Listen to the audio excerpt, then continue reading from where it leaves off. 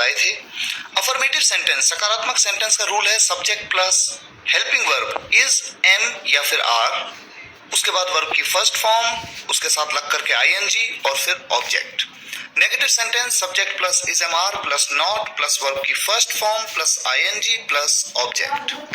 Interrogative sentences में सबसे पहले WH फैमिली, उसके बाद हेल्पिंग वर्ब इज, एम या आर का प्रयोग सब्जेक्ट के अनुसार, उसके बाद सब्जेक्ट, उसके बाद नॉट। अगर उस सेंटेंस में नहीं का प्रयोग है तो नॉट का यूज करेंगे, नहीं है तो नहीं करेंगे।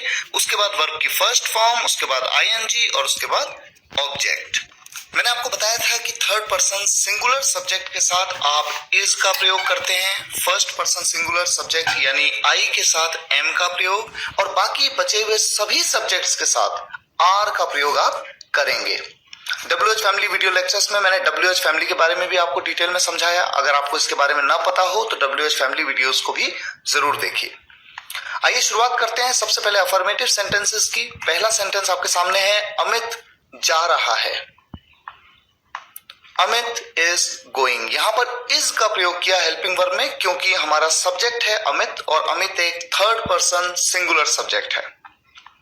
मैं जा रहा हूं, यहां पर सब्जेक्ट है आई, जो कि एक फर्स्ट पर्सन सिंगुलर सब्जेक्ट है, और आई के साथ आप एम का प्रयोग करते हैं। तो सबसे पहले आप कहेंगे सब्जेक्ट यानी मैं, आई, उसके बाद एम का यूज करेंगे और उसके बाद क्रिया की फर्स्ट फॉर्म, और क्रिया है जाना, जाने को कहते हैं गो, तो आप कहेंगे आई एम गोइंग।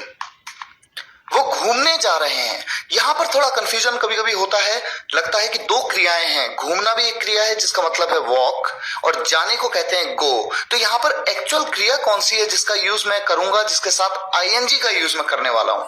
तो देखिए होता क्या है, जिस क्रिया के साथ रहा है, रही है, रहे हैं लग करके आता है, उसे आप यहां पर मुख्य क्रिया के तौर पे यूज करते हैं, और दूसरी क्रिया के साथ उसको अलग करने के लिए टू या फॉर का यूज करते हैं। तो सेंटेंस बनेगा, they are going for a walk.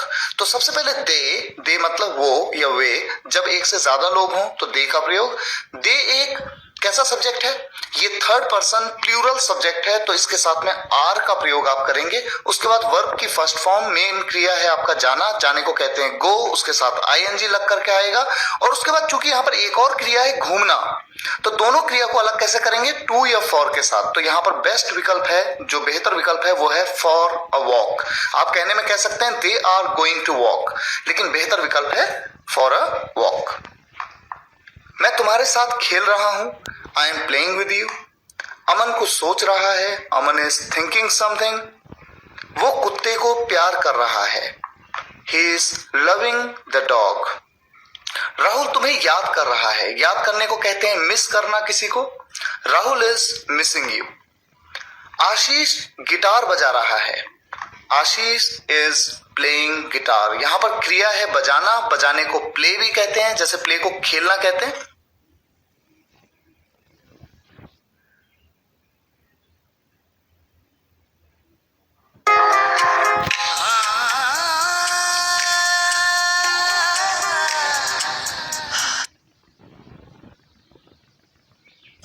Play का मतलब है खेलना, साथ ही साथ प्ले का मतलब है बजाना किसी इंस्ट्रूमेंट को, जैसे गिटार, सितार, पियानो। पापा ऑफिस के लिए निकल रहे हैं, यहां पर सब्जेक्ट है पापा, सिंगुलर सब्जेक्ट है, थर्ड पर्सन सिंगुलर, इसके साथ इज का प्रयोग होगा। और निकलना क्रिया है निकलना, निकलने को कहते हैं लीव। आप कहेंगे dad is leaving for office. Ayansh Arnavi को डांट रहा है, अयांश मेरा सब्जेक्ट है, क्रिया है डांटना, डांटने को कहते हैं स्कॉल्ड, स्कॉल्ड के साथ लग के आएगा आईएनजी। सब्जेक्ट है मेरा अयांश, जो कि थर्ड पर्सन सिंगुलर है, इसलिए इज का प्रयोग मैं करूंगा, तो मैं कहूंगा अयांश इज स्कॉल्डिंग, किसे डांट रहा है, अर्नवी को, ऑब्जेक्ट है अर्नवी। Ayansh is scolding Arnavi. तो इस तरह से अफर्मेटिव सेंटेंसेस कुछ आपने यहां पर बनाए। अब देखते हैं नेगेटिव सेंटेंसेस। रूल आपके सामने है, अमित नहीं जा रहा है, अमित इज नॉट गोइंग। बहुत सिंपल है, आप केवल नॉट का यूज कर लेते हैं। मैं नहीं खा रहा हूं, I am not eating. Amit नहीं सो रहा है, अमित इज नॉट स्लीपिंग। वो बच्चे पढ़ नहीं रहे हैं। यहां पर देखिए सब्जेक्ट क्या है, सब्जेक्ट है वो बच्चे। वो बच्चे, वो के लिए मैं क्या यूज करूं, ज्यादा होते हैं तो मैंने आपको बताया था दे का यूज आप कर सकते हैं। बच्चों को कहते हैं चिल्ड्रन या किड्स, दे चिल्ड्रन आप कह सकते हैं और दोज चिल्ड्रन भी आप कह सकते हैं, क्योंकि दिस दैट दीज दोज के वीडियो लेक्चर में मैंने आपको बताया था जब कोई दूर हो और एक से ज्यादा हो तो दोज का यूज आप कर सकते हैं। और यहां पर देखिए वो बच्चे, अगर पास होते तो मैं कहता ये बच्चे, तब मैं कहता दीज चिल्ड्रन, लेकिन दूर है तो मैं कह सकता हूं दोज चिल्ड्रन, चिल्ड्रन या किड्स, मैं कुछ भी कह सकता हूं। Those kids are not studying, वो आदमी नहीं लड़ रहा है। That man is not fighting, यहां पर वो के लिए मैंने दैट का यूज क्यों किया, क्योंकि दिस दैट दीज दोस्त के वीडियो लेक्चर में मैंने बताया था जब कोई दूर हो और एक हो तो दैट का यूज करते हैं। अगर मैं कहता ये आदमी पास है और एक है तो मैं कहता दिस मैन, चूंकि ये दूर है तो मैं कहूंगा दैट मैन। कंप्यूटर ठीक काम नहीं कर रहा है, computer isn't functioning well. Is not को आप मिला करके इजंट कह सकते हैं, इजंट या फिर ट नहीं लगाएं, आप कहें इजंट। ये बात मैंने अपोस्ट्रोफी एस के वीडियो लेक्चर में भी आपको समझाई है। वो अच्छा नहीं खेल रही है, she is not playing well. Mummy घर नहीं आ रही हैं, mom is not coming home. वो भी बर्गर नहीं खा रहा है, he is not eating burger either. यहां पर भी के लिए मैंने आइदर का यूज किया। ये बात कंजंक्शंस के वीडियो लेक्चर में बताई थी मैंने आपको कि जब भी नेगेटिव सेंटेंस में भी का यूज होता है तो आप आइदर या इवन का प्रयोग कर सकते हैं। अगर आप आइदर का यूज करते हैं तो सेंटेंस के एंड में, जैसे यहां पर किया गया है, और अगर आप इवन का यूज करते हैं तो आप शुरुआत में करिए। आप कह सकते हैं even he is not eating burger. तो इस तरह से भी के लिए इवन या आइदर का यूज किया जाता है, लेकिन ऑल्सो का यूज नहीं किया जाता। कई बार बच्चे ऑल्सो का यूज करते हैं, वो गलत है। नेगेटिव सेंटेंसेस में भी के सेंस के लिए ऑल्सो का यूज नहीं किया जाता। शिमला कोई नहीं जा रहा है, देखिए इस सेंटेंस में कोई नहीं के लिए आप नोबडी कह सकते हैं, नोबडी इज गोइंग शिमला। अब देखिए इंटेरोगेटिव सेंटेंस है, रूल आपके सामने है। क्या अमित खेल रहा है, ये एक इंपॉर्टेंट पॉइंट है। अब देखिए कि यहां पर प्रश्नवाचक वाक्य में क्या का यूज किया। कई बार बच्चे सोचते हैं कि क्या के लिए वर्ड का यूज करना चाहिए इस सेंटेंस में या नहीं। तो मैं आपको बताना चाहूंगा, जब भी किसी प्रश्नवाचक वाक्य का जवाब, जब भी किसी इंटेरोगेटिव सेंटेंस का आंसर आप हाँ या ना में दे सकते हो, जैसे कि यहां पर दे सकते हो। अगर मैं आपसे पूछूं क्या अमित खेल रहा है, तो आप कहेंगे हाँ या आप कहेंगे नहीं, आप कह सकते हैं ऐसा। तो जब भी किसी प्रश्नवाचक वाक्य का जवाब आप हाँ या ना में दे सकते हैं तो इसका मतलब वहां पर WH फैमिली नहीं है। और अगर आप जवाब हाँ या ना में नहीं दे सकते तो वहां पर WH फैमिली है।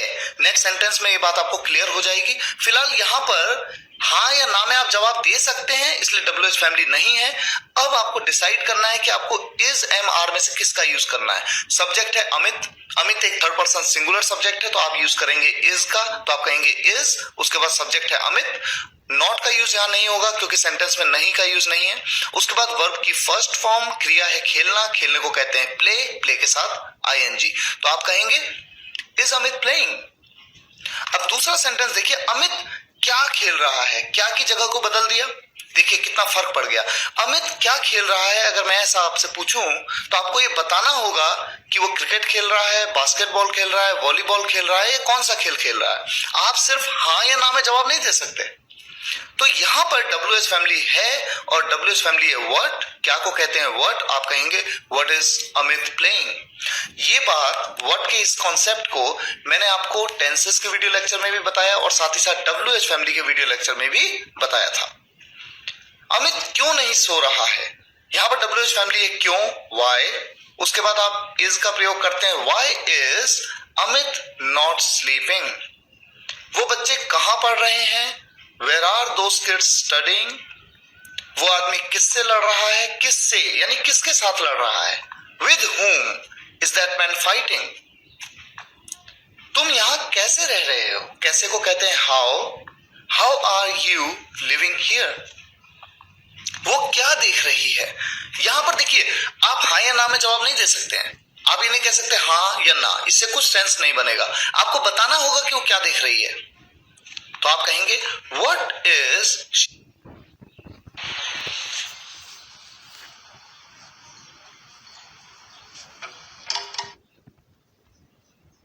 She watching. हम क्या कर रहे हैं, यहां पर क्या के लिए व्हाट, सबसे पहले आप क्या के लिए व्हाट का यूज करेंगे, उसके बाद हम। आप देखिए देखिए सब्जेक्ट है हम का मतलब होता है वी। कैसा सब्जेक्ट है ये है फर्स्ट पर्सन प्लूरल सब्जेक्ट, तो इसलिए इसके साथ क्या लगेगा, आर। तो आप कहेंगे व्हाट आर वी डूइंग। करने को डू भी कहते हैं, डू के साथ आईएनजी का प्रयोग। मैं किसके लिए ये कर रहा हूं, for whom am I doing this। किसके लिए के लिए आप क्या कहते हैं, फॉर whom। वो कहां से आ रहा है, where is he coming from. अब देखिए कहां से के लिए मैंने WH फैमिली के वीडियो लेक्चर में आपको बताया था कि फ्रॉम वेयर का यूज आप कर सकते हैं। कहां से के लिए फ्रॉम वेयर, यहां पर आप कह सकते हैं from where is he coming. और इसी तरह से अगर 9th नंबर के सेंटेंस पे आप देखें for whom am I doing this, यहां पर आप कह सकते हैं whom am I doing this for।